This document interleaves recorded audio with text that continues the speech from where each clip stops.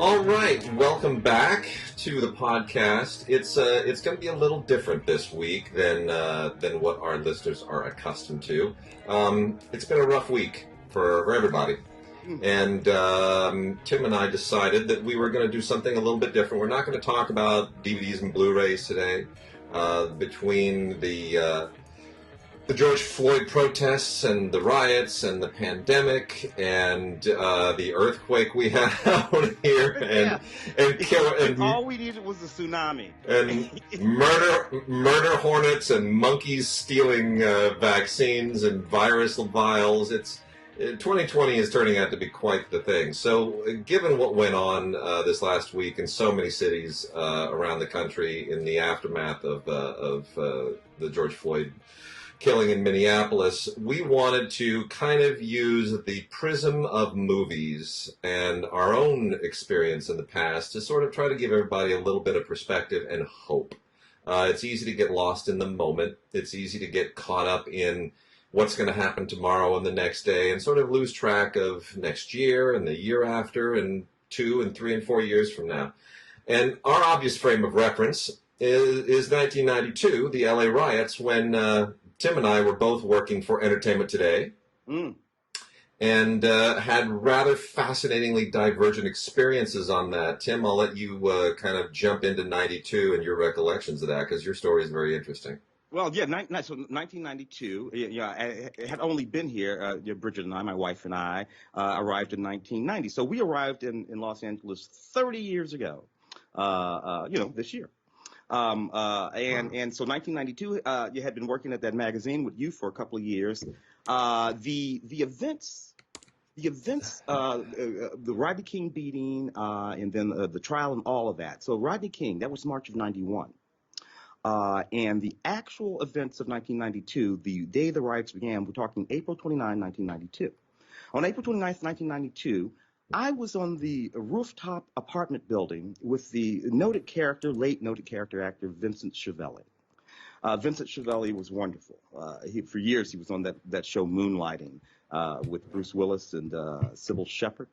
And that particular year, he was in Batman Returns. He had a sort of major character role in Batman Returns. And I was on his rooftop interviewing him the afternoon of April 29th, 1992. And I remember sitting there in the sun, and we were chit-chatting, and I had a tape recorder with a cassette in it. Remember those? What? Yeah, oh, do I ever. I remember swapping my tapes out in the middle of junkets. It's like, at the end of a side, I'm going to miss something. You pull it out and you flip it around. Yeah. And I said that, and I looked out over the horizon because we were in, I guess it's West Hollywood. We were in the Fauntleroy. He lived in the Fauntleroy building, very sort of fancy building there up on that hill, and you could see all the way towards South Los Angeles. You could see downtown, past the Parker Center, City Hall, and all of that, all the way downtown. And I looked towards South Los Angeles, and I saw this fire burning. I was like, oh wow. Look over there. Look like something's on fire. And Vincent looked over that way. He says, oh, yeah, it's a pretty good-sized fire. And I looked to the south of him. I said, well, look over there. It looks like something on fire over there, too. He says, yeah. Oh, look over there. It looks like something's on fire. So we saw these 4 gigantic fires burning. And so we went into his apartment, turned on the television, and got acquainted with the riots that had gotten underway. And, man, I got to tell you, it was like running a gauntlet to get from his apartment back to our house, our apartment in Westwood. We were living in Westwood at the time. And the police were out in force. So 1992, 2020, these things are so similar. And so much built around all the same stuff. So we're going to have some documentaries we're going to talk about in a second. But Wade, you pick it up from there and tell the folks what you were dealing with in 1992. As it happens, I was also on my way to do something for Entertainment Today, but I was on the other side of the planet.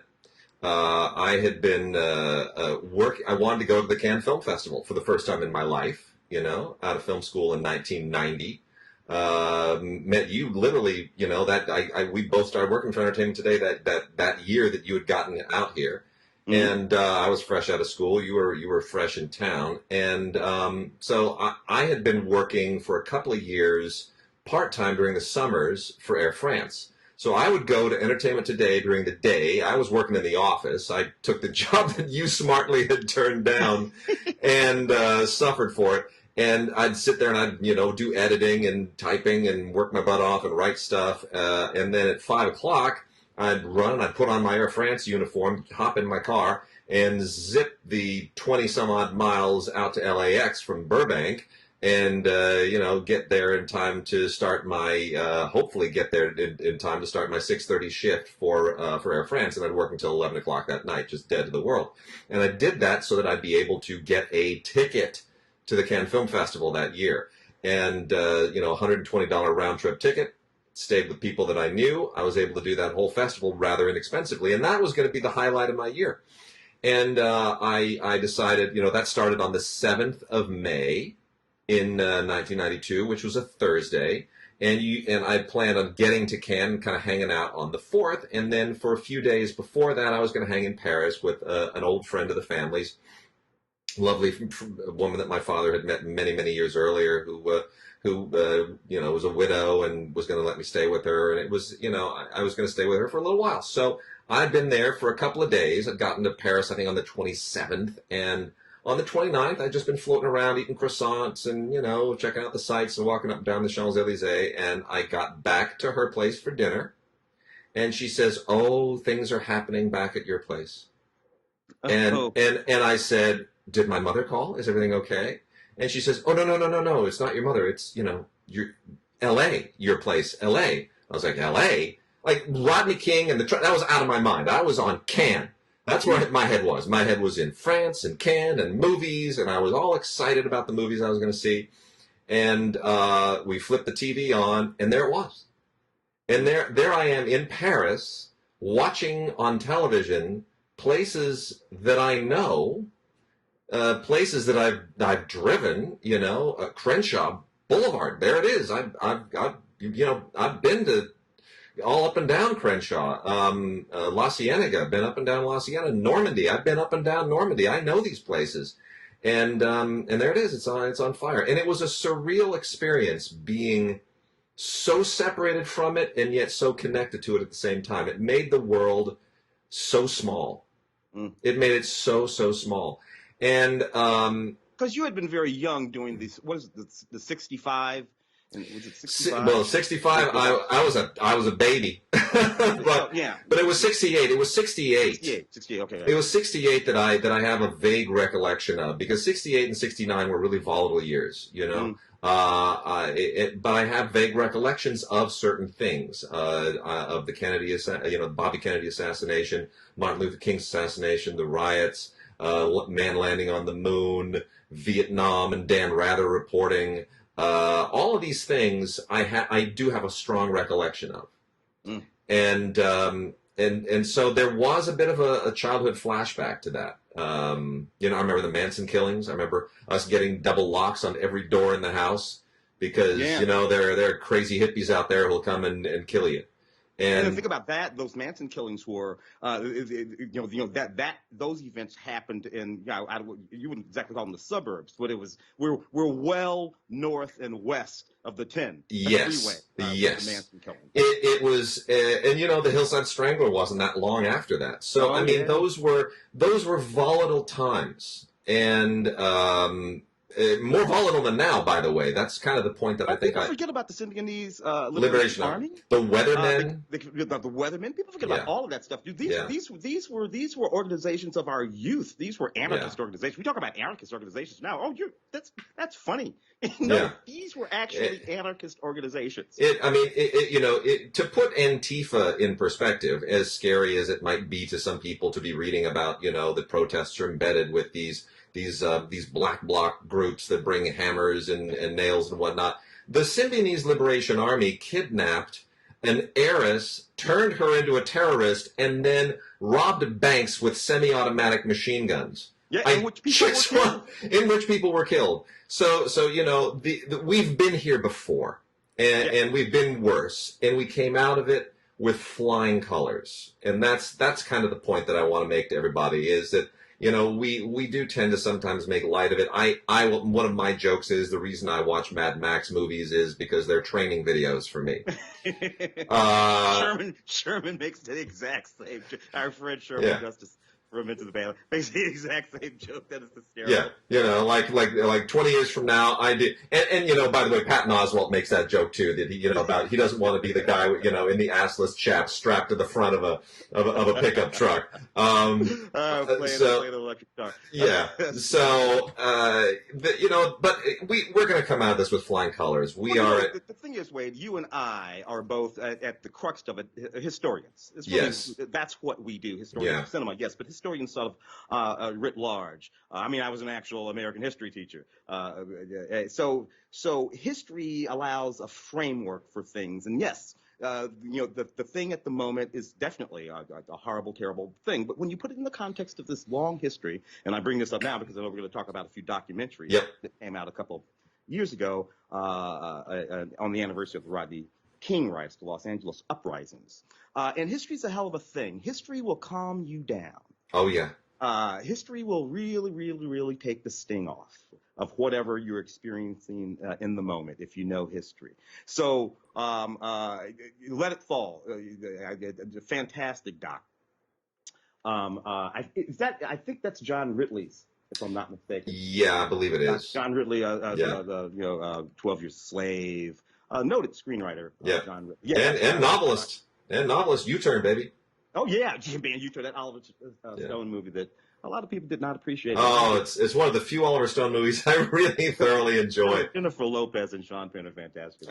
Billy Bob Thornton doing Twister is one of the funniest things I've ever seen in my entire life. I just love that. John really goes way back. John made this wonderful documentary that he sort of pieced together. But what's interesting about Let It Fall is that all of the actual principal persons involved in the central events of the riots of the 1992 LA riots are in this. Damian Football Williams, the guy Henry King, Rodney King's father. They're all sitting there talking about the events of the day and have a perspective on it, and it's really, really, really interesting. So I don't know. Did you get a chance to see the Let It Fall? I do. I think Let It Fall. I think all three of these docs we're going to talk about aren't competitors. They're like World War II docs. They're like docs about any other historical event. They contribute to a compendium of information. They work together. That's why if everybody ever says to me like, what's the when we just we're kind of in the World War I centennial still, and everybody's like, oh yeah, the Ken Burns, that's the best of them. And I always like to say, look, there is no best of them. Watch them all.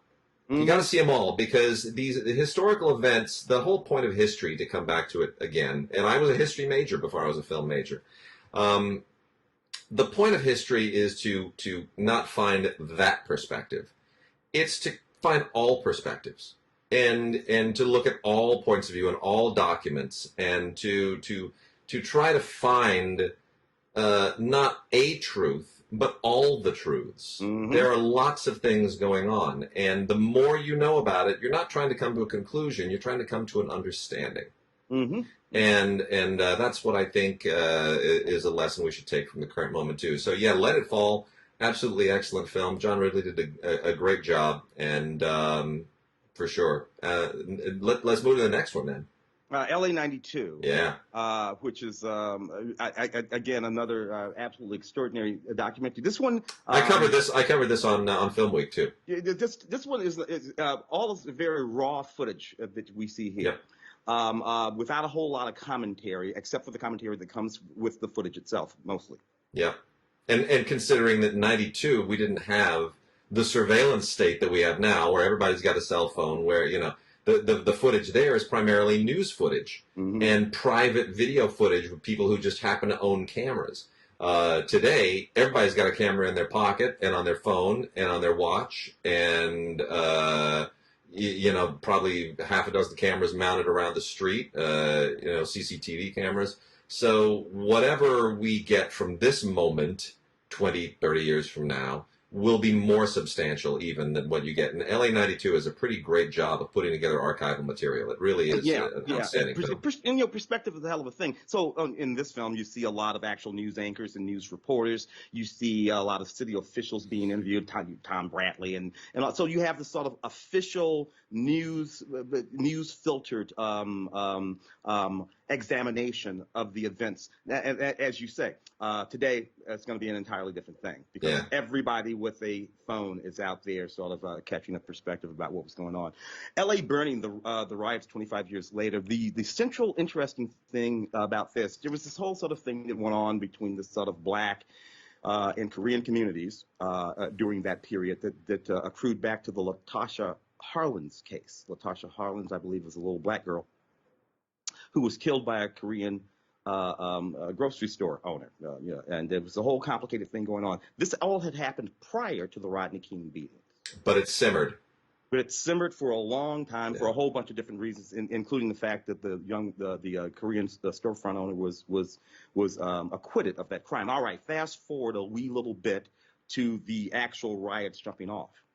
This documentary principally tells the story through the eyes of a guy named David Jew, who owned a gun store in Koreatown. And he describes a whole bunch of stuff, but specifically a set of gunfights that he had, he and his compatriots and some other folks, with some gang members and other folks, in the OK Corral style gunfights, of which there is footage in the show. And principally the thing that they talk about is the fact that the police sort of abandoned the situation completely and left them on their own. I don't know, man. Did you happen to see this one? It's one that's been on my list for a long time, and I was hoping to get to it before we did the show today, and I just haven't been able to. Put my head in that space. It's so compelling. By the way, folks, you can watch at least that one at the A&E website. If you click over there, that entire 2-hour series is streaming. So that one's easy to find. But interesting to look back at that from the perch of this, both of us having experienced both of these moments in history here in this city, our city that we love, and sort of put them in this sort of like gigantic framework. Now, as much as we're talking about how L.A. burned, I mean, it's in the title of almost every one of these films, L.A. burning, L.A. burned, let it fall, all of that. The fact of the matter is, South Central Los Angeles, which they don't call South Central. No, they call it South L.A. now. They call it South L.A. now. Has been for the last 25 years a thriving community. Where, frankly, even gentrification is starting to creep into. Inglewood ain't the Inglewood of '92. That's not the Lakers Inglewood anymore. It's there's some very, very nice condos to be had there. Yeah, for about $1 million a pop. That's not the Inglewood. Our friend Francesca lives in Inglewood. So did they let it fall? Did LA burn? It did. But we would be remiss if we did not point out that James, who was Magic Johnson, came in and built that beautiful mall in Baldwin Hills with that wonderful theater. All kinds of grocery stores. LA downtown, South Central LA had been a food desert for 35 years. There was no Ralph's, the major grocery store chain, and reason there at all. All of that stuff over the course of that 25 years went into that community. So yes, it was a hell of a riot, and they burned it all down. But it came back, and it came back really, really strong, and I can see that.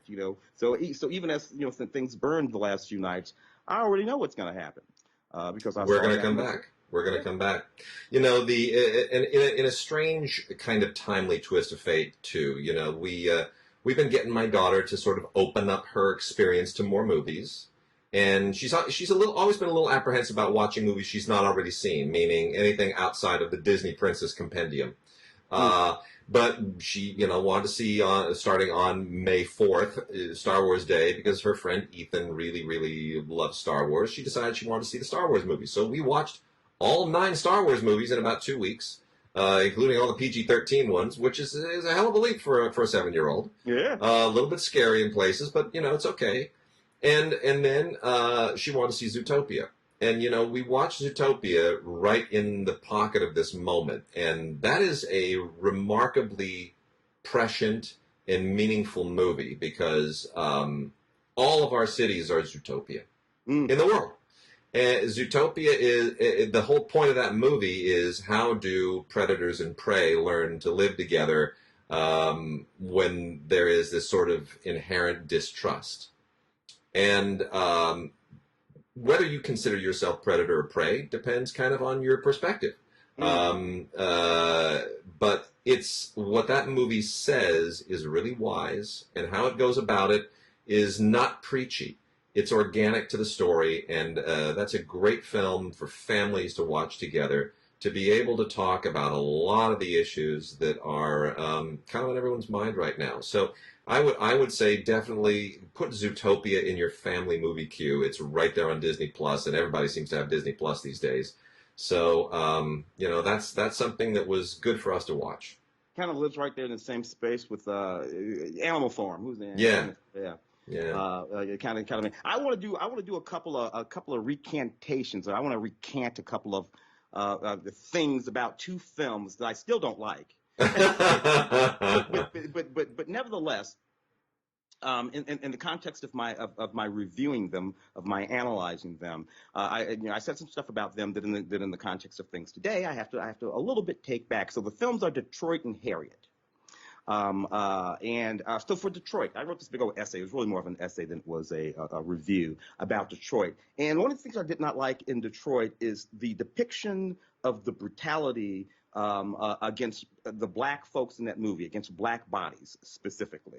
If you watch Detroit, the officers do some very, very vicious things to the black characters, that ostensibly represent things that actually happen. One supposes. If was it Catherine Bigelow, I think. Yeah. If she did her research right. Okay, so fine. But I did not like the notion of once again having to watch that in a piece of cinema. I felt like it was gratuitous. Yeah. At least. I think we all compared it to a horror film, which it kind of becomes at a certain point. Exactly. We talked about that. But anyway, in the light of the events captured of what happened to Mr. Floyd, I guess I just have to say, okay, well, you know what? Sometimes I guess you do have to show it, because watching that video, because I generally speaking don't watch those kinds of videos of horrible moments for anything. I was never a guy who watched the beheading videos that were all the rage back. I never watched a single one. But that one I watched, what happened to Mr. Floyd, and I do believe that you have to watch it, you have to see it, and it has to affect you in that way. So to the extent that Catherine Bigelow's intent in Detroit was to evoke something like that, I'm going to go ahead and give her the benefit of the doubt regarding that stuff in that movie. Okay, Catherine. So one back for you. Harriet. I took issue with this a few characters, but the central character in Harriet that was this black bounty hunter who was hardcore hunting down the black bounty hunter, slave hunter. Yeah. He was trying harder to catch Harriet than anybody else in the entire movie. It seemed like he had a more vicious desire to overcome and abuse and drag her back into slavery than anybody else in that film, and that bugged me. I'm thinking to myself, we have a film that's set during slavery time, and the worst person in it is a black dude. And I'm like, I know. I'm thinking maybe a white dude ought to be the bad guy if during the film set during slavery time. But nevertheless, effectively, we have to remember that for black folks, particularly for actually enslaved Africans who came here, the bounty hunter was more or less a police officer, an authority figure. That person had the authority to go out and catch a slave, a black person, and bring them back. Not exactly a cop, but had authority over what they could do to us, kind of in that way. Now, as I was riding around on the first night of the riots, and yes, I was riding around after that curfew. I certainly was. Shot some fantastic stuff out the back of the car, by the way. I could not ignore the fact that as many of those police officers and National Guard troops, for that matter, but certainly police officers, were black, African American, as there were white ones. I can't pretend like that doesn't exist. There are plenty of black cops. One of the cops who were standing there while George Floyd was being killed. Kind of looks like a black guy to me. Kind of looks like a black guy. I think one of them's the Hmong, from the Hmong community. Yeah. The guy, brother, you look kind of brothery. To me, this is the conversation that black folks are having. We are amongst our saying, hey, one of those guys is a brother. And so I criticized that character in Harriet. But again, to the extent that Cassie Lemon's director of that movie, her intention was to recognize that in this continuum of abuse, there exist these people too. And we have to go ahead and recognize that and not pretend like it's not there. Because, around this country, as we talk about police and police brutality, I would reckon that there are nearly as many black chiefs of police, particularly in big cities, as there are white ones. So, so a lot of these police departments that have people doing things, the guy at the top of that police department is very often a brother or a sister. And so, I just want to go ahead and recognize. So one back for Cassie and Harriet there too. We should talk about the films of 1992. That's something you and I were getting into as well. That, what are the movies from that moment and in 93 that came out of that moment? And it's very, the films of 92 were really great. I mean, one of them was Reservoir Dogs, which I remember particularly well because one of the things I did at the 1992 Cannes Film Festival was sit on the beach and interview a young filmmaker named Quentin Tarantino, who was really excited that he didn't have to work at a video store anymore, that he now had a career as a filmmaker because he made his little $2 million or $1 million movie, Reservoir Dogs. It was getting all kinds of success, and it was a hit at Sundance. It hadn't opened here yet. But we sat on the beach, and we talked about, kung fu films and blaxploitation films, and the exploitation films of the 60s and all that stuff that has shown up in his movies ever since. I thought I could stump him by dropping mention of one obscure movie that I didn't think he would have heard of that that I thought was influential, perhaps, of Reservoir Dogs. Oh man, did he know it? He knew it, and he quoted it right back to me. So it was I remember that very well. Ironically, that was also the year of Malcolm X, South Central, Unforgiven. The range is really, look, I interviewed for Junket Tupac Shakur that year. Tupac was for the film Juice, Ernest Jefferson's directorial debut. I also happened to interview that year Robert Downey Jr. for Chaplin, which came up. These two young men. Tupac was a really, really interesting conversation. Interviewed him in Westwood. He was 19. I was 29. Literally 10 years apart. We were both born in July. Tupac, in that interview,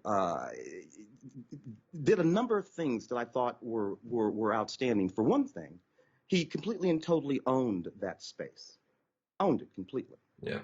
Now, in our conversation, Tupac used what we insist on calling the N-word about 15 times, which being a generation apart, it was a little shocking to me, because I'm from that NAACP, Martin Luther King, sort of, you don't talk. Now, this is what I came to understand about Tupac and that generation.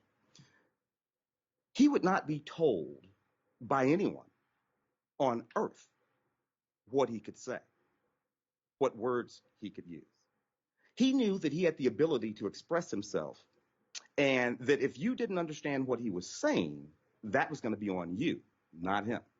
At the same time he used the N-word 25 times, he quoted Shakespeare another 25 times. Whole passages from Hamlet he did in our interview. So, this is a complete person who marshaled all of his ability to communicate what he wanted to communicate. And that was an amazing interview. And it changed the way I thought about the way I was going to interact in the world, particularly with respect to that word that we insist on calling the N-word, which I never call the N-word, by the way, folks. I'm just being nice here on the podcast. Yeah. I use that word whenever I want to use that word, but I use it knowing full well that I can make myself understood when I use it. And I've used that word on NPR, National Public Radio, and they did not beat me. They warned folks that I was going to use it, but they didn't beat me. because it's a matter of simply being able to. It's like aloha. Aloha means hello and goodbye, and depending on when and how you say it, that's what you mean. Context. So it's just context is absolutely everything. So that was a very, very interesting year. I learned a lot from that. Now, all of those movies from 1992, of course, were being sort of conceived and produced and made in 1990 and 1991 and maybe even a little bit earlier. So the events of 1992, the Rodney King riot, 1991 and 1992, the Rodney King beating and the eventual riots, were happening actually when these movies were in theater, but these movies were all conceived well before those events. So you think about a film like Do the Right Thing, right? Yeah. Spike's film comes out in 1989. I interviewed Spike many times back then. I know when he conceived of that film and when he was shooting that film. And that film, the end of that film, has Bill Nunn, Radio Raheem, being choked to death by the police. A riot ensues. This is a full 3 years before what happens to Rodney King and that riot, and a full 28 years, before today. Before today. It seems like he's prescient, but he's not really prescient. He's in the moment. He's just in the moment. But the moment, So really, really interesting sort of stuff. So right this very moment, folks are out there making movies, right?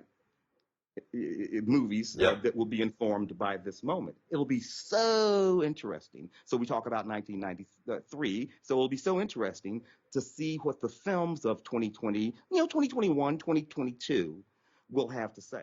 Just like the films of 1993 had something really interesting to say about the events of 1991-92. Well, the films of '93 is a really, really interesting subject to get into. In all the years that I've been reviewing movies, 1993 is still my favorite year. Mm. And I look at that, 90. For me, it was sort of an interesting 3-year arc. 92, 3, and 4. I went to the Cannes Film Festival all 3 of those years in a row. And they were all amazing years, and they all had something extraordinarily challenging happening in them. The riots happened right on the eve of 92. In 93, later that year, we had massive, the Topanga fire that nearly burned down my home, and I had to evacuate with flames licking at my car. You remember that. Oh, my God. That was a horror, and thinking that we'd lost it all, and then coming back, a day later and finding out it was all still here, but that the bitter part of that was that 5 of our neighbors were all burned out. All around you. I mean, all around it was like it just skipped over your house and just. I mean, my God. It was truly the emotional thing of a lifetime. And then 94, thinking, okay, we got the riots and the fires out of the way. Let's have a nice year in 94. And on Martin Luther King Day, 1994, the Northridge earthquake tore LA down to its roots, and so those were 3 fascinating years, rough years, but years in which I have a perspective on with the movies. The movies are kind of still there, and I associate the movies with the events, whether or not I should. And the thing that 93 is so resonant to me about is that after all of the things that happened in 92 with the riots and with what we thought was going to be societal breakdown, we wound up with an incredible crop of films, global films, but American films in particular, that I have not seen the likes of in the rest of my film reviewing career. I have a rating system, my own personal rating system. Whenever I see a film, it helps me figure out my top 10 at the end of the year. Anytime I see a film, right afterwards, I give it a 0 to 100 rating and put it in a database, and then I can call it up. And I have given maybe 10 to 12 films a 100 over the past 28, 30 years. 3 of them were in 1993. Remains of the Day, The Joy Luck Club, and 4. The Piano, Farewell My Concubine, The Joy Luck Club, and Remains of the Day. That's also the year of Schindler's List, which I didn't give 100 to, but I gave it a 90-something. And, Schindler's List went on to be one of the all-time great Oscar winners, Steven Spielberg's first Best Picture, only one to this date. And all of those are really, on some level, incredibly hopeful movies. Farewell My Concubine, perhaps less so, but there's there's hope from coming out of '92. We get a lot of these movies that have dark edges, but they all are looking at something positive. Another one I want to call attention to is Poetic Justice. John Singleton, who we lost what last year? Was just last year. Yeah. You know, who came of age with Boys in the Hood, which has one of the most devastating moments of the '90s in it, which is when that alleyway shooting. Oh, Morris Chestnut. When Morris Chestnut gets taken down, and it's just gut wrenching. No, I'm sorry. Poetic Justice. I was thinking of Boys. I'm talking about Boys in the Hood. I'm talking about Boys in the Hood. Morris Chestnut, yes. That John Singleton came out of that, and in '93 gave us Poetic Justice, which is a beautiful film. Which, going back to Tupac shows a side in that film. You want to talk about, how deep he was. He shows a side in that film that is not part of his public persona. He's funny. No. He's charming. He has timing. And Janet Jackson plays a character we've never seen before, which is, put race aside, a young girl who is a poet and expressing herself in an artful way that kids that age typically are not supposed to. That is a transcendent figure for a major director who's now expected to make gang warfare movies his entire career to say, you know what? I want to make a movie about a girl who's a poet. Mm-hmm, mm-hmm. That's an amazing risk that he took, and it pans out. And there's and again, a film about hope. About hope. Justice is fully a film that's hopeful. That family reunion scene is beautiful. Maya Angelou and everything. It's everything. And Little Lucky. As a guy who's been to a whole bunch of those family reunions, those black family reunions, it runs nothing but verisimilitude. Yeah. In that scene, hysterically funny and fantastic. And that from the guy who again gave us Boys in the Hood, and for that matter Rosewood, my wife was in both The Last Action Hero and Menace to Society, so that was pretty fantastic for me. Menace to Society gave us the Hughes brothers. That was their big breakthrough, which was significant because honestly, until that point, as far as black filmmakers, there was sort of Spike Lee, and then suddenly there was John Singleton, and then suddenly with the Hughes brothers, the floodgates opened up, and there was it was a whole new generation. Didn't just do the black film thing; they horror movies and From Hell. From Hell is a great movie. So that was a wonderful thing to see happen too, because you had Matty Rich, who did I guess that was Sidewalk Stories. No, that was Charles Lane. That was Charles Lane did Sidewalk Stories, and Matty Rich did Straight Out of Brooklyn. That's it. Yeah. Straight Out of Brooklyn. So you had this little fall. You had Just Another Girl on the RT. Leslie, I can't remember her last name. Film. So you had this little moment there where these little movies were being made. I did not realize that Bridget was in Last Action Hero. Yes, Bridget's in Last Action Hero. She plays a hooker. So that's so funny. She's in that big. That big police station scene that I think they actually shot at the MGM studio. Yeah. In the MGM Studios building, which is a very modern looking building back in 1992. Well, when I look at all these movies of that year of '93, there are two themes that kind of jump out at me here, and one is a theme of family and inclusion, which is part of Poetic Justice. It's part of In the Name of the Father. Which also has a very strong justice angle to it in Ireland. It's part of Sleepless in Seattle. It's part of True Romance. Oh, absolutely. It's definitely and remains the day. The Joy Luck Club is all about family and generation and immigration and the separation between the two. Even Tombstone manages at the end of the day to be about family. Yeah. The Kurt Russell one. Absolutely it does. Absolutely it does. And let me touch on, because we're talking about LA again, coming out of '92, and then Joel Schumacher making what I still think is the best film of his career, Falling Down. A film which got ripped to shreds by a lot of critics here, and that was out of competition. It might have been in competition, actually, at the Cannes Film Festival in '93. And I remember so many people hating Falling Down here, and I loved it. You and we loved that movie.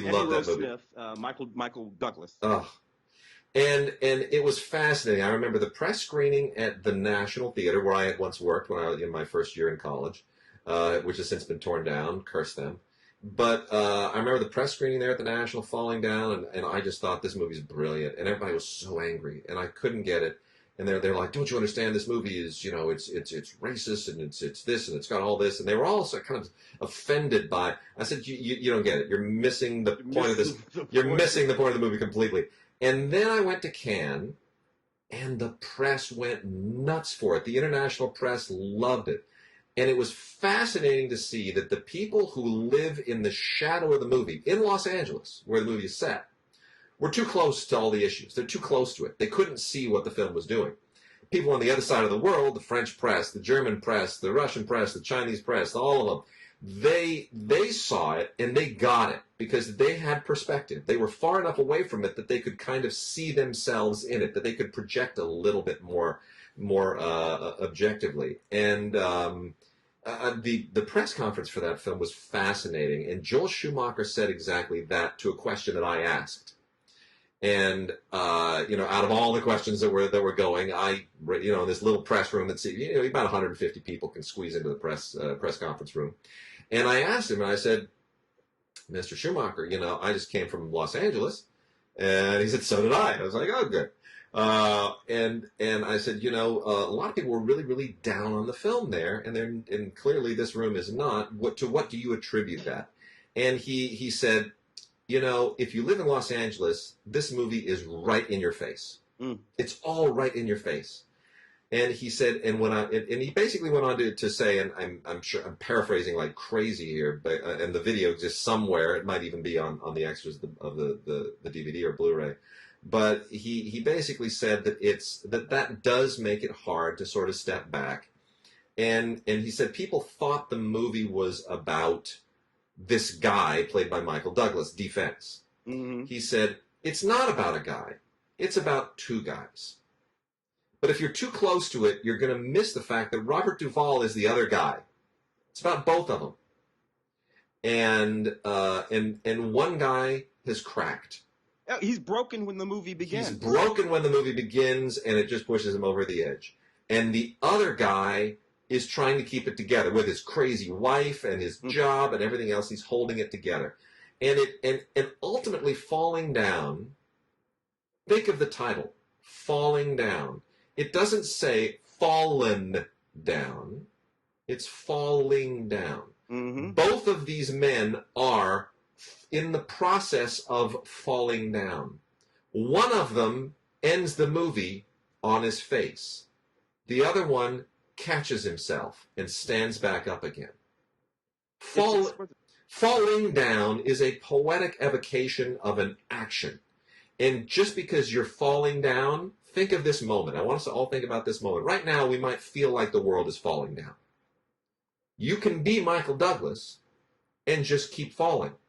Or you can be Robert Duvall and catch yourself and do what happened to South Central LA, now South LA in 92.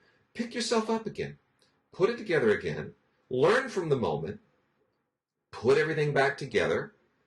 And resolve as the world has done, as humanity has done in every tragic moment in our history, irrespective of cause or fault or anything else. Put it together. You can decide to fix your life, your community. You can do that. You don't have to fall down. So seeing that again in 93, from 93, that just all kind of came back to me and resonated. There's a scene in that movie between Michael Douglas and a character called the economically inviolable man, who's played by Bondi Curtis Hall. Yeah, whose wife, by the way, Casey Lemons of Harriet.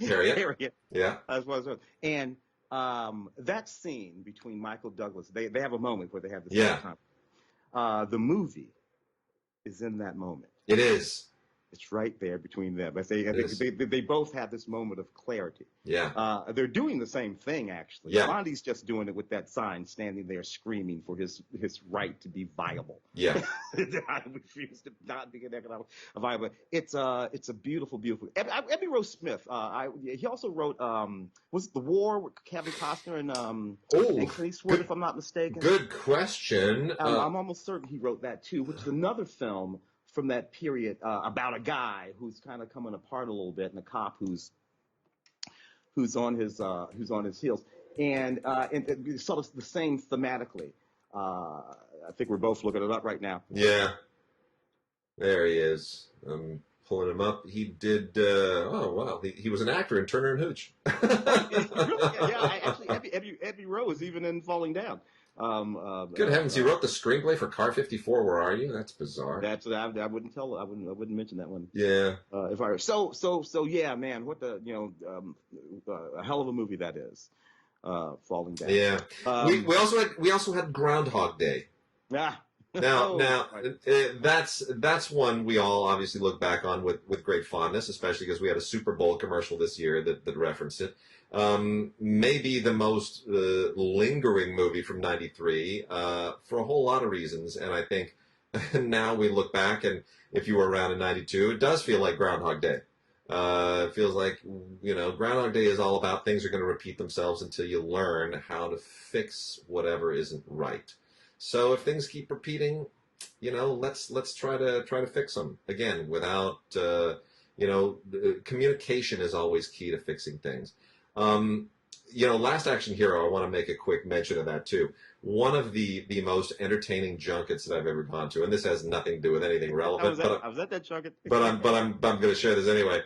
I was in the room with my friend Bruce Kirkland from Toronto, who's semi-retired now, but an amazing film critic, and Schwarzenegger came in. And I've only ever seen 3 movie stars take over a room, by the way. Only 3. Completely own a room and just force everyone to submit to their charisma or whatever else. And they all do it different ways. Schwarzenegger, Russell Crowe, and Will Smith. Those are the only 3 I've ever seen do that. Will Smith does it just by sheer charm of being your buddy. He's just so charming and so magnetic and so nice and so sweet. Russell Crowe basically bludgeons you into it. He comes in with so much attitude and aggression that you just submit. It's just kind of, and Schwarzenegger's somewhere kind of between the two. He's intimidating, but he's charming. And he came in, and Bruce, who is a birder, not a bird watcher, a birder, and very, very Canadian. And, Bruce was wearing this vest that he wore, which has, it has sort of like, indigenous tribal embroidery on it, and had it's a very kind of Canadian thing to wear. And Schwarzenegger came in, put his hand out to shake, which you wouldn't do right now with the pandemic, and Bruce put his hand out, and Schwarzenegger, this was so intentional, went right past his hand, grabbed his vest, and felt the fabric. and he said, "Well, that's a very nice curtain you're wearing. Do they make it for men too?" And Bruce laughed as hard as anybody else in the room. It was just. But in that moment, that was Schwarzenegger. But the Last Action Hero is like a lot of these other films that we're talking about here, very introspective. It is. If you've never seen silent films, I recommend as a double feature: Last Action Hero and Sherlock Jr., the Buster Keaton film, which is very much like it. Now, you could also throw Purple Rose of Cairo in there, which is kind of, they're sort of a triumvirate of movies about movies where you go into movies and movies come out at you. But Last Action Hero is really the Schwarzenegger action version of Sherlock Jr., and there's that one scene where his character says to himself, "You don't know how much pain you've caused me." We're talking about perspective, about seeing things through different eyes. That's a great moment, because people too often, where movie stars are concerned, think, "Oh, you've got a ton of money, and you've got all the privilege and advantage in the world, and I don't feel sorry for you." I've talked to enough movie stars. You and I have interviewed enough celebrities. Money and success only goes so far. It doesn't buy happiness. Oh, there are so many more whom I know enough about personally and understand their existences personally, where I can say very, very specifically, I would not swap shoes, No. swap lives, swap existences with them for all of the money, fame, power, stuff that they have. Yeah. You're knowing the things that I know about so never the bazillion years. Yeah. You were going to let me give a shout out to the Fine Arts Film Festival. Yes. And I did a little interview of a young female artist, young Latinx woman, Myriah Marquez, and the producer of a little film that she made, The Diary of Being Uncomfortably Comfortable. A wonderful little 13-minute short film that she made before all of this happened. And Neil Cohen, of course, is a good friend of ours. You and I interviewed him for his film. A few years ago, and Neil, of course, is one of the producers of my film, Miss Daisy. So Neil ran into this young woman, and she had been doing some work for him on a book that he wrote called American Gargoyles, making little short commercials for that. And she wanted to do a little movie, so he sort of sponsored her, and she did this excellent little short film, which is going to be in the Fine Arts Film Festivals. Now, film festivals, as we know, are generally speaking not happening. Not happening. Although they did release a list of the films, the selections, which is an interesting thing to do, nevertheless, because it still has a promotional value. Yeah. So this little film festival, the Fine Arts Film Festival, is going to be virtual this year. It runs from June 8th to June 14th, but you can go watch the films anytime because you can find links to them. Yeah. But there's a voting period where you can pick them. So the Fine Arts Film Festival, the name of this little film, 13-minute film, is called Uncomfortably Comfortable. I sat down with Neil and Myriah Marquez, and we had a wonderful little chat about that and about being an up-and-coming young filmmaker, and it's really interesting. I hope everybody will go see the movie as well as listen to this interview. So we're going to have that. We're going to pop that interview in right at the end of the show, and so keep an ear out for that when Tim and I finish rambling all this stuff. Just a few more films from the from '93. We forget that was also the year of Jurassic Park. Changed everything. The one that I really love. The first big CG movie. That was it. That's the one that flipped the tables on CG. It's the one where I bought the CG. Yeah. Where I decided, you know what? That dinosaur is there. Yeah. That was the one that gave me that moment for the very first time watching a big CG movie. Generally speaking, I hate. Yeah. But that one, I was like, you know what? That dinosaur is there. I'm going to let it go. And then I watched the rest of the movie. Dazed and Confused, which gave us Matthew McConaughey. Yeah, and a contemplative filmmaker, which we didn't have a whole lot of at that particular time. Richard Linklater. And he's continued to be a contemplative filmmaker over the course of the next almost 30 years. He's a filmmaker who's actually thinking about life and boyhood and whatnot. And that movie there, I suppose, was the sort of quintessential example of a guy just wandering around. Being goofy. And Dazed and Confused. I mean, Parker Posey came out of that movie too. Yeah. Matthew McConaughey. A ton of people came out of that movie. That cast really lit up. It was in many respects a more influential film from the cast standpoint than something like St. Elmo's Fire, the Joel Schumacher movie. Nightmare Before Christmas. Yeah, Tim Burton and Henry Selick, and a classic now. I don't think any of us looked at it and thought of it as a classic before, but fusing Halloween together with Christmas. If you go to Disneyland around the end of the year, that is a real thing because they take the haunted house just before Halloween, and they set it all up with a Nightmare Before Christmas theme with Jack Skellington and everything, and they keep it there through the end of the year. So it makes that a very special ride from Halloween through Christmas and into the beginning of the year. So for a good solid almost third of the year, at least more than a season, that movie generates one of the best theme park attractions at any Disney park. The Fugitive. Oh wow! Talking about movies about adaptation of a of a television, Yeah. where in fact that movie was more engaging than that television show with David Jansen ever In, actually was. incredibly so, really shockingly so. I didn't. No one expected that movie to be as good as it wound up being, and to get an Academy Award nomination for Best Picture, and Harrison Ford a Best Actor nomination. Really did an amazing job. Fugitive, kind of one of the transformational action films of the period. Two movies with cities in their titles that have recently had a really rough time.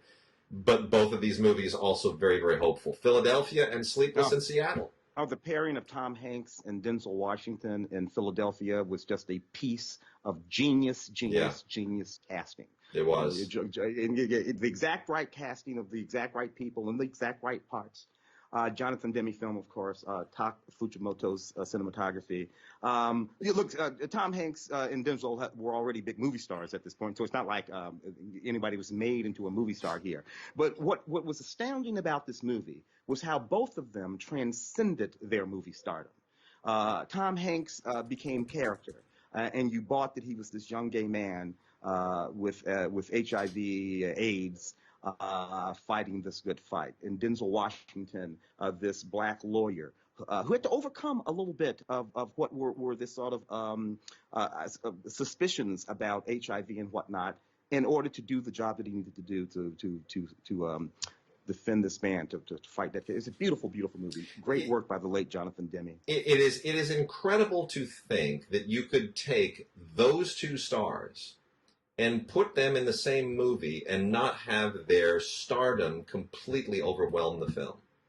They are able, and I give Demme all the credit in the world for this, they are able to subdue their own superstar magnetism and serve the story. And that's really an extraordinary thing. That was, Tom Hanks won his first Academy Award of two back-to-back. He would win again the next year for Forrest Gump.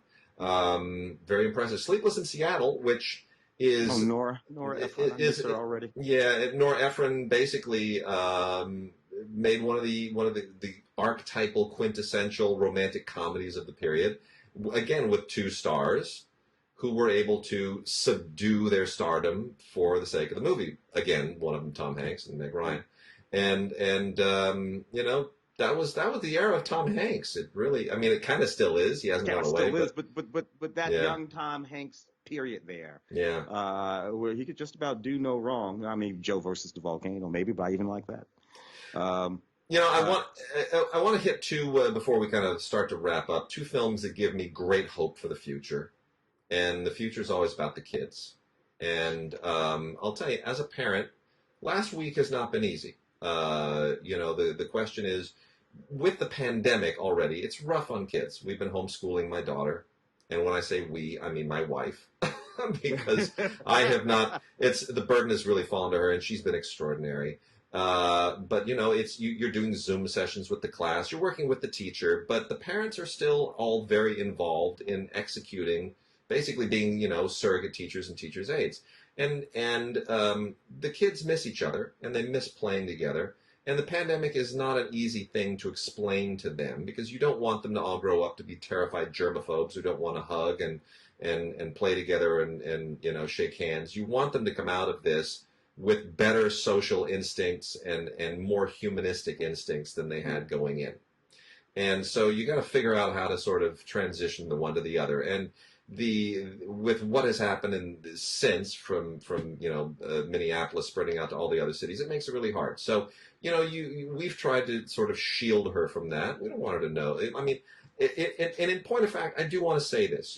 We've made a very conscious decision to raise our daughter as long as possible with no conception of race, none whatsoever, and that as a result, she has Uncle Tim, who just happens to have brown skin, and she's got Uncle Nadim, who just happens to have kind of brownish skin, and Mommy and Daddy have pinkish skin, and she has friends and playmates and from school who are mixed race and who are all over the map. And they're individuals to her. They're people to her. They're not groups. They're not anything but who they are, special people in her life. And I have to credit this year again for helping us in that, because we named her for a character in Much Ado About Nothing, which Kenneth Branagh released in this year. And Kenneth Branagh, again talking about hope, went from Henry V, in terms of his Shakespearean films, he went from Henry V, which is a pretty dark and brooding movie. Unabridged, by the way. I mean, that movie is damn near the entire play. He got just about all of it. And to Much Ado About Nothing, which is a wonderful, sweet film. Again, another Denzel Washington movie. It was Denzel Washington and Tom Hanks all year. But look what he did in that movie. He cast Denzel Washington. Yeah. I mean, people did Don Pietro. And people were like, oh, Denzel Washington's a black guy. Yeah. And Kenneth Branagh, and a hell of an actor. Yeah. And what I mean? There you go. Thank you, Kenneth. And you know what? Denzel makes Keanu a better actor in that movie. He drags Keanu almost up to their level. Puts him on his coattails and drags him along. Kate Beckinsale played Hero, of course. Yep. In the film. So yes, just so wonderful, so lovely. And lastly, let's talk for a second about Searching for Bobby Fischer, which, as long as we're talking about people with multiple credits in that year, Steve Zalian, who would win an Academy Award for writing Schindler's List, wrote and directed Searching for Bobby Fischer, which is not really about Bobby Fischer. It's about a little boy who's a chess prodigy. Mm-hmm. And that's an amazing movie. And you want to talk about reevaluating movies. I look back on that. I was a little tough on that movie at the time. I thought, it's a little bit too clever for itself. It's trying to be kind of too good by half. The dialogue all felt very written to me, and it just felt Steve Zalian. But yeah, go on. Yeah, but it's based on a book, and it just felt like they were just too. It's just too polished for its own good. It's just they're trying to pull my heartstrings. And I look back on that film now, and I think I was too tough on it, because I think I was too young at the time. Not a parent. Now that I am a parent, I understand what's going on in that movie. I understand that this little kid Josh, surrounded by these amazing actors, and let's remember the adults that are in that movie. He's Lawrence Fishburne playing speed chess with him in the park, trying to pull him up. Joe Mantegna as his dad, Joan Allen as his mom, Ben Kingsley. Just this so much gravitas. These are giant actors. At the time, Joan Allen was getting an Oscar nomination almost every year. She was having her Meryl Streep moment. These are giant actors at the time who are they're creating a protective shell around this kid to elevate him and to bring him into a world that he's not ready for yet. A world that may not understand him for who he is. But that's ultimately what this movie is about, is be yourself. And if the world doesn't want to embrace you for who you are, don't change yourself for the world. Force the world to accept you for your dreams and your ambitions and your hopes. Because you will improve the world more than the world will improve you if the world changes to accommodate you versus the other way around. People who change the world are the people who decide they're going to change the world, not the people who let the world change them. Indeed. I love Lawrence Fishburne's character. Look, I still don't have any kids, but. No, you got kids. You just don't have kids of your own. Yeah. But that Lawrence Fishburne character doing what he's doing, which is basically fathering. It's chess, yes, but he's nevertheless. It's not just about the chess. Yeah. There, so another beautiful example. Those and honestly, those I've been trying to teach my daughter a little bit of chess. 7 is slightly young. She, when we play chess, it basically amounts to any time I take one of her pieces, that apparently means that she immediately gets it back and gets to take one of mine. I'm not sure where that rule originated, but that's a rule that we apparently play with now. But there is those scenes are so beautifully shot and staged in the park, the speed chess, and Fishburne has such a wonderful modulation there in how he's being tough but caring. Tough but caring. Very, very underrated film. Searching for Bobby Fischer, also from 1993. So, as we wrap the show out, I think the point that we want to make is that if history is any guide, from what 93 was in the wake of 92, we should be looking at 2021 and 2022 as amazing years for movies. Healing movies, great movies, thoughtful movies, movies where, when the tough gets going, or when the going gets tough, the tough get going. I mean, it'll be an again, the movies that we will be watching then are being conceived and perhaps not literally made right now because of the pandemic, but conceived and will be made very, very soon. They will be informed by the actual presence. One of the conversations that we're going to have perhaps in a future podcast, we talked about, Wade, is what films set after January of 2020 will look like. Yeah. Will all cinema include acknowledgement of pandemics and masks and hand sanitizers? Yeah. And have characters, acknowledging that in a movie that's set, sometime post 2020, or will the world of cinema and television decide to pretend like this didn't happen? Well, it's going to be interesting. Nobody can predict the future, but I can say, that what Tim and I have said in terms of being historians of film and historians generally, we'll come out of this, and we'll come out of it better than we went in, because we're resilient. Human beings are resilient. They get past this. They get past anything, and we've in the past 100 and some odd years, I mean, I often talk, my mother is my hero. I often talk about that. Tim, I know your parents are heroes to you too. My father came through the Depression. My mother, was a war refugee, lost everything, then came down stricken with polio. We lost my father when I was a kid. She was a young widow, and tough lady. She went through a lot, and I always look back on her, and I think she never complained. I got nothing to bitch about. Yeah, so my mama's. I like to call my mama straight gangster right now. Bulletproof she is. Bulletproof. Raised all of us. Love my father. My father was there in my life. A wonderful guy, a musician. I love my daddy. But my mama raised me. And just about everybody else in our neighborhood. So it's one of those. This strong woman. The young woman in the little film that she made and is going to be talking about coming up here, it's about exactly that. This is a young woman who's going through some trials and tribulations in her life. She overwhelmed she overwhelms them all, and built herself a life anyway. I love that. All right, and we're going to go into that. And her name again, Tim, and the name of the film? Myriah Marquez. The name of her film is The Diary of Being Uncomfortably Comfortable, and it will be showing virtually at the Fine Arts Film Festival. You can find the Fine Arts Film Festival at fineartsfilmfestival.com, and you can figure out a way to watch all of the wonderful little movies. I've been on the jury of that film festival once or twice in my life. It's a lovely little film festival. All right, here we go. Without further ado. We have a lovely interview with a young filmmaker and the producer who found her. I'm going to let you guys introduce yourself, and then you're going to tell me all about your film and becoming a filmmaker. Myriah Marquez, say hello to the folks. Hello, I am Myriah. Good to talk with you. It's funny. A few seconds ago, we were trying to decide what to call you, and I asked you, what are we calling you? Are we calling you a filmmaker, a performance artist? You said you didn't know. Neil, have Neil Cohen in the room, producer. I know what to call you. What are you calling your... Filmmaker. So he's a filmmaker. Unabashedly. You know it for sure. Totally. All right. I think we're going to call you a filmmaker, sis. Thank you.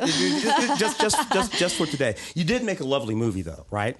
Thank you. Tell us about your movie, the title of your movie, and tell us what it's about and what inspired you to make this perfectly beautiful little poetic film. Thank you so much. Well, it is called Uncomfortably Comfortable, The Diary of Being.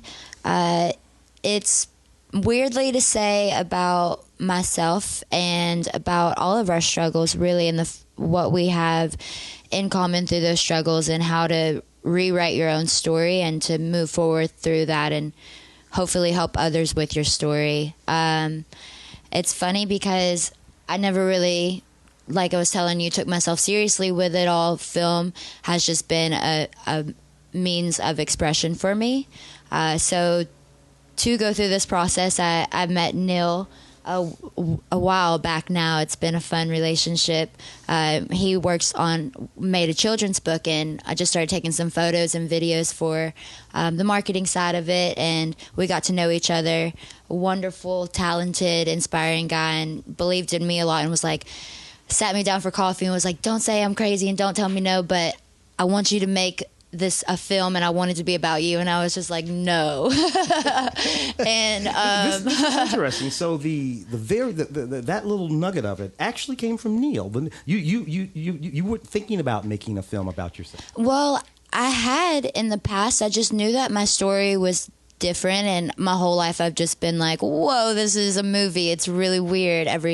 Just the little pieces and stuff. And I definitely wanted to find someone somewhere eventually in the future that I could trust with the idea. And so the fact that he believed in me for it to be in my hands, I was like, well, if I'm going to ever do this, why not start now? And it can be in just our hands. Yeah, I mean, I know so many people who have a wonderful, wacky, interesting, fascinating personal story, and somebody else comes along and does the version of their life. They actually know them and collaborate with them, and then do a version of their life that looks absolutely nothing like them whatsoever. And so I was concerned, actually genuinely concerned, that somebody was going to come along, meet Myriah, hear her story, and say, gee, that's a great movie. I'm going to make that movie. And she would have nothing to do with the creation of the movie, and it wouldn't even be a good version of her thing. So she had shot a bunch of little short promotional films for me, which kind of put my book on the map and sort of launched this weird T-shirt brand that I have. American Gargoyles. American Gargoyles. Yeah. And it was so successful that I said, you got to take the time, and just do a short film version of your story. And what was so wonderful, I gave absolutely no producer direction. It was whatever you come up with, like, blow my mind. And it was so unconventional and so different and so exciting for me to see, because the movie, some might say, almost begins like some weird Instagram post and lulls you into that you're going to be on some beachy, dreamy little trip. And then a couple of minutes in, it takes a turn to a place that you're just not ready for. And I just love the picture. Thank you. Well, this is fantastic. Tell us how you actually met. I know she did some work for you. How did you actually meet? And when did the conversation turn to filmmaking? How did you even know that she made little movies for you? We met at the skate park. We met at the skate park Mutual in Venice. friends. I was working with this this young skater's mom, Julie Daniels, who's a very accomplished sports photographer. And she's got a daughter named Quinn Daniels, who's kind of a famous little kid who's a skater and a model. And we were doing something for American Gargoyles, and Myriah wandered over and said, what you all got going on? And I said, well, we're doing this video. And I had actually seen her on Instagram because she would post these. At one point, you were posting crazy pictures of trains and railroad tracks, and I'm a nut about trains and railroad freight trains. And I said, you were doing all that stuff about freight trains and this, that, and the other thing. I said, do you want to shoot a little video, shoot a little video for American Gargoyle? And she said, well, what do you want me to do? I said, well, just do something that cracks you up and blows my mind. And we made a little deal. And she said, when do you need it? And I said, I need it in a couple of weeks. She said, a couple of weeks? I'll have it in a couple of days. And in a couple of days, she came back with this video of her skating in a dress to classical music. It was so wild. It caught on Instagram. And next thing you know, my T-shirt's in like the highest end retail shop in L.A. because Fred Siegel they saw it and they said, we want that T-shirt. So that's how we started working together.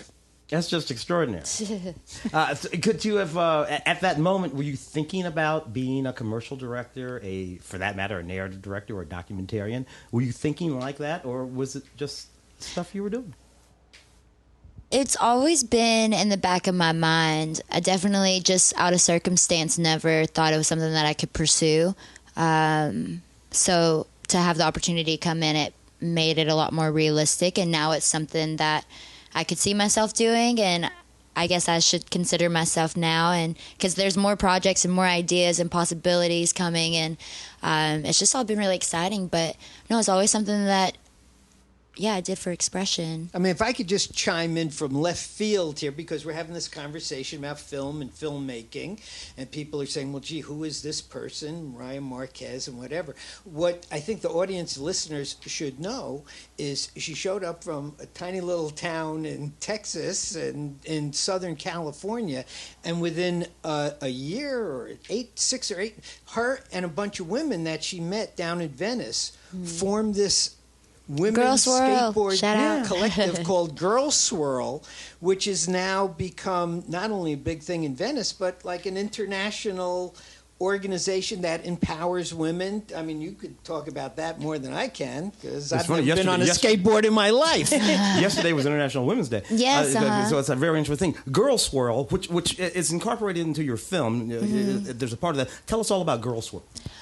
Well, very serendipitous for myself. Also in the film, I explained that I ran from a lot of unsafe matters in Seattle, and I came down this way. I had moved there from Texas for a while.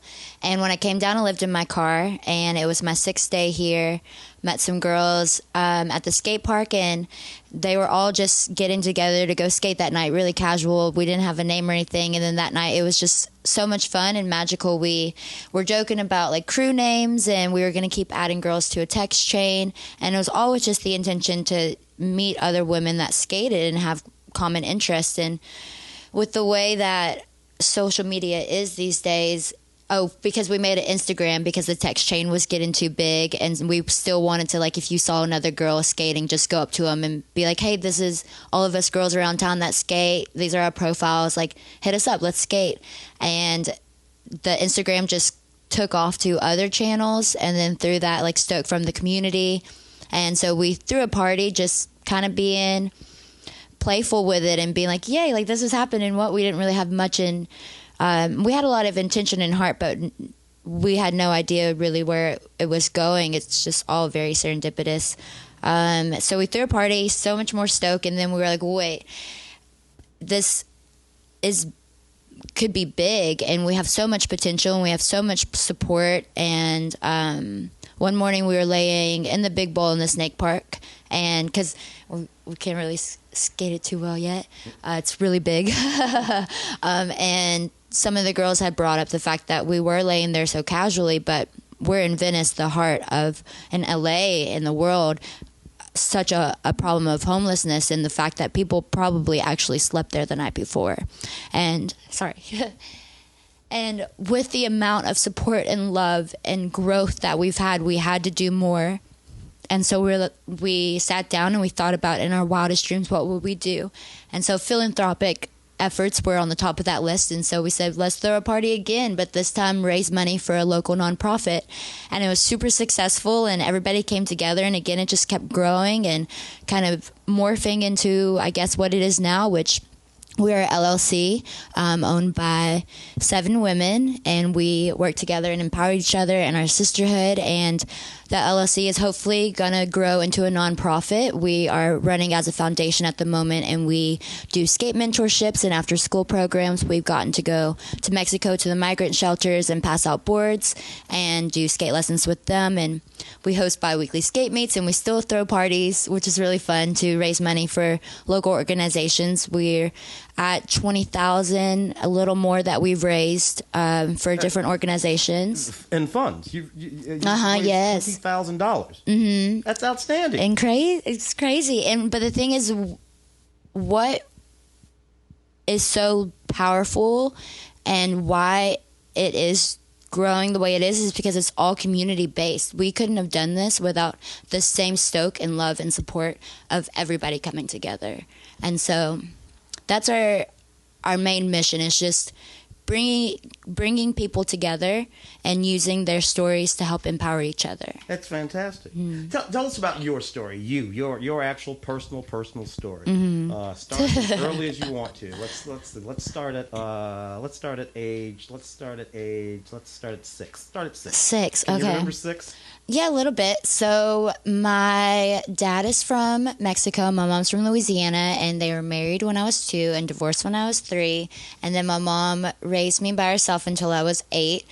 And then I moved in with my stepdad and my family, because they're all my family. And then it's not too clear from there until age 11. At 11, I got really sick and was admitted into Texas Children's Hospital. At the time, they had me on the 12th floor, which was the cancer patient floor. So I was surrounded by a lot of kids my age and younger that were on isolation and couldn't leave their room, couldn't have visitors. Doctors had to go, and they're suited, but I wasn't on isolation. I was allowed to roam the halls and have visitors. And so at that point, to be honest, before 11, I remember being like sassy and talking back and just like full of it. I was probably a little brat. But during that moment, it really was a huge shift of like, whoa, I'm so grateful. Sorry. I'm emotional. My mom cries during the credits of movies and then she falls asleep. I get it from her. We don't want to talk about criers. I think. Do we want to talk about that? Anyway, go. So, yeah, from 11 to 17, it was just a lot of ins and outs in the hospital, trying to figure out what was going on, different medications, just fogginess. And at 17, it had gotten a lot worse, and they found a pileup which could be cancerous in my colon, and it was spreading to my lungs and my kidneys. So they had to do an emergency surgery and remove my my large intestines, my appendix, and most of my rectum. And I had an ileostomy bag for about a year. And then, thankfully, now with modern technology, they were able to reverse it in, and I have a J pouch. And at that point, I was 18, graduated. I was always one of those that had plans to go to college. Like, you asked me, I was like, no, duh. But then just circumstance over time, I was like, I have to hit the road. I have to explore and get out for a moment. So kind of like pushed myself out of town and came to California for the first time, didn't too much workout, went back home, and then just kept hitting the road. As far as like creatively through all of that time, I was involved as much as I could be in things. I took theater, which was fun. I got to be Cinderella, which was really fun. Cinderella wore combat boots, so it was like the punk version. And yeah, and then always, like I said, made little short films of expression, because I mean, I just had what was around me, and that's what I noticed is what's exciting about this process is finally being able to have the tools to branch out to where I'm not my only project anymore. I'm not the only thing that I see and that I'm around and can work with. That this film is still in that realm, but it's allowing me to hopefully go and be able to share other people's stories as well. So then I guess rewind. So there's a lot of like cuts and holes and things in the stories, but I ended up in Seattle. I was in a relationship. We split up. I had mentioned in the film things got kind of unsafe there, and there are matters that I'm not really ready to get into. Maybe in a future film. And yeah, I had to hit the road pretty quickly. And my only option was my car. I didn't want to go home. Not because my family isn't amazing, but being from the South, I think you understand how hard it can be there. And I definitely want to go back and help make a change locally. You know, sometimes the hardest obstacle is staying rooted and making a change in your space. So hopefully this is helpful with that as well. If y'all know what I'm talking about. Because I'm like rambling out of my brain right now. Yeah, and then ended up here. Was like, oh, so anyways, I was like, where can I go in the U.S. that's sunny? Because health-wise over there. It's really dark and cloudy, and I really wasn't doing well. And I had a doctor at the time that didn't take any scopes, hadn't seen really much of what was going on, but told me that if I had, because I had learned that IV steroids gets things under control or weaning on and off of just the prednisone. So I'd asked him if I could do that, and by no means do I want to take any medications. He kind of treated me like I was crazy and said if I had asked again that he would give me an ileostomy bag again. And I was just like, you haven't even done a scope? I mean, maybe once. I'm really, really old, but last they've looked, it looks amazing. I'm not doing that. So I ditched all my medications, and now it's been about 4 or 5 years that I haven't been hospitalized. Because I used to get hospitalized at least once every year. I'm off of all medications. I think we can talk about cannabis, but huge shout out to medicinal cannabis. It's been a lifesaver. I'm like going way off routes here. If I could just jump in 1 second because International Women's Day and all that, and I don't want anyone to think that this whole interview is based on what I'm about to say. It's kind of a chicken and egg kind of thing because we've been talking about scheduling this interview for a few weeks. So Myriah calls me about 10 days ago and says, I'm suddenly part of a Levi's campaign, international global campaign. They picked me and 3 other women from around the world, and I'm now representing Levi's. So, I mean, I can't even wrap my head around it, but it has nothing to do with, but maybe it has to do with this oneness of things that are all going on. But I don't want the listening audience to think we're here, that Tim brought her here because, she's now this celebrity at Levi's everywhere. It's because you made this movie. She made the movie. But it is an interesting thing how these things sort of all go together. Tell us a little bit about that. It did fall in well. Yeah. Oh, my gosh. That's still... everything in my life is mind-blowing to me. I'm just kind of taking it in. I'm very grateful and thankful and privileged, and it's not just me, though. I mean, my story is me, and my accomplishments are me, and I know that that I am part. But seriously, every single thing in my life, every single bit of accomplishment or that of things that I'm involved with, has so many other people involved in them. That is a blessing and a privilege, but all of Girl Swirl, all of the community, all of the world, Neil, everybody just is such a huge part of that. And so, yeah, it's exciting.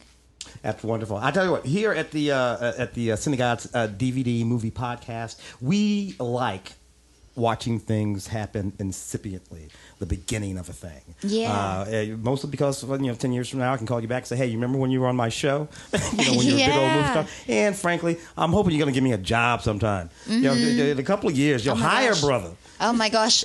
Right now, a hire brother. That would be an honor. You guys, because you're doing fantastic work. It's a beautiful film. Where can people see your film? Generally speaking, does it live any place online? Vimeo, here, there, wherever. Where can people see your movie? It is on Vimeo at the moment, but it's private because we have been submitting to some film festivals.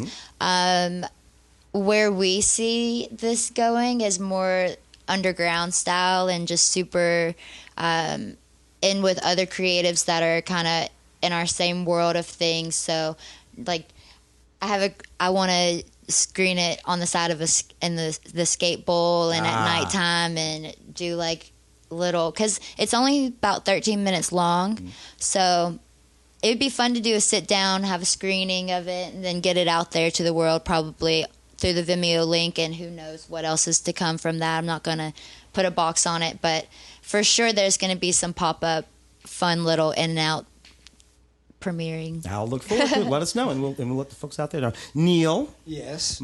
Thank you both. Thank you so much. Pleasure to talk to you. Deeply, deeply appreciate it. You're just the greatest. This and everything else. I'm going to go ahead and accept that compliment. For those of you out there, take a cue from the young lady here. If you want to do it, just do it.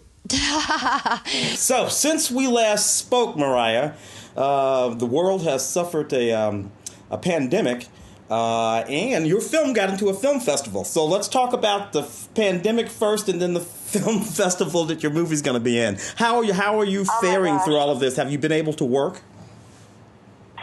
Well, no, and yes. I mean, as an artist, you kind of work. And first of all, I'd like to say, well, a juxtapose of words to be able to say during a pandemic and your film getting released, that was weird to hear next to each other.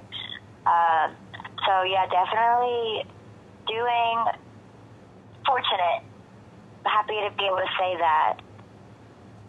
Outstanding. That's really well. That's really good. That's really, really good. I'm glad to hear that. All right, now let's talk about this film festival. It's that your film got into, and how people are going to be able to see it in an odd sort of way. Film festivals have been going sort of virtual because obviously the pandemic. And because film festivals are going virtual, it really means that more people might have the opportunity to see and experience a film than would have otherwise. Because, hey, look, if you didn't happen to be in California at a certain time for a certain film festival, well, then you couldn't see the movie. But now pretty much anybody in the world can see the movie. Tell us about the film festival, the name of it, and when it will be actually virtually, people can go and visit the film festival. Yeah, I was actually reflecting on that, and I couldn't imagine, some people, they dream their whole life to be able to go to the festival, and network and meet and see these people in person and just have the whole experience, So at the very beginning of everything, it was like, oh man, oh, what now? But I feel like, and I hope for others they feel the same, but for me, as time has gone on with it, I have gotten to see that light of it, that it is on a much bigger platform than it could have been, or would have been. We would have had to, get to be expressive and excited and share with everybody that it's going to be in this film festival, but only the people that went to the festival would have been able to experience it, And so now, it's on a much broader platform. And at first, Neil and I had discussed, should we just go ahead and release the film and let people see it? And I was like, no,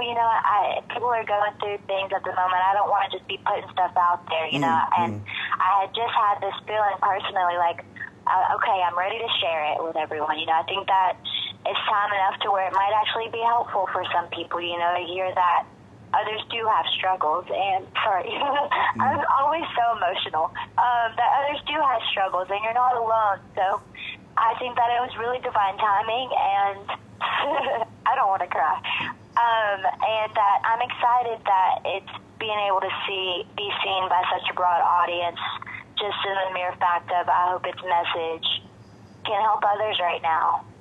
That's fantastic. The Fine Arts Film Festival, FAFF, if I'm not mistaken. Yes, the Fine Arts Film Festival of Venice, California is so cool. When are the actual dates of the actual festival? When things will be available? When will that be? Well, so right now it's on pre-order. They're doing it by series. So you can either pre-order by the series or you can get the whole series, but then the actual dates of the festival are June 8th, which is a Monday, through June 14th, which is a Sunday. And during that time period, whether you pre-order or not, you can just go on and pick and choose what you watch. But I think there's 93 films from all over the globe, and it's Dolly inspired, and it's just super fun. There's a lot of other really creative artists that are involved, and I'm super excited to be able to watch all the other films and be included with the lineup. But yeah, June 8th through June 14th. It's a really good film festival, website, the Fine Arts Film Festival. What's the website again? Say it for me. What's that you said? What's the website? Oh yes. So you type in Fine Arts Film Festival. I can pull up the exact website. Yeah, that'd be great. You know how we're computed by now with Google and such. Just typing it in, it pulls up. You don't even look at the thing anymore. Okay, so it's www.thefineartsfilmfestival.com. Fantastic. Perfect. Fantastic. And from there, the people will be able to navigate their way to the films. People will be able to navigate their way to the various different movies from there. Oh, yeah, it's right on their front page, and it lists at the top like ways to get involved with them in the future as well. If you have a film that you want to submit, they show all their judges and panelists and all their sponsors on there, and yeah, it's all laid out really nicely on there. And they also have an Instagram where they've been highlighting everybody's story daily and sharing updates on there, and that's just as well the Fine Arts Film Festival. Fantastic. Tell everybody the name of your film again, and I can't wait for folks all over the world now to be able to see it. Crazy, huh? I know. Okay, so it is Uncomfortably Comfortable, The Diary of Being Uncomfortably Comfortable. That's fantastic. Well, Myriah, thanks for letting me get back in touch with you and update everybody about this. It's kind of fortuitous. Well. It's fantastic. Kind of fortuitous. Thank you so much. Just honestly, thank you. Well, stay well, and we will all be looking for your film, Uncomfortably Comfortable.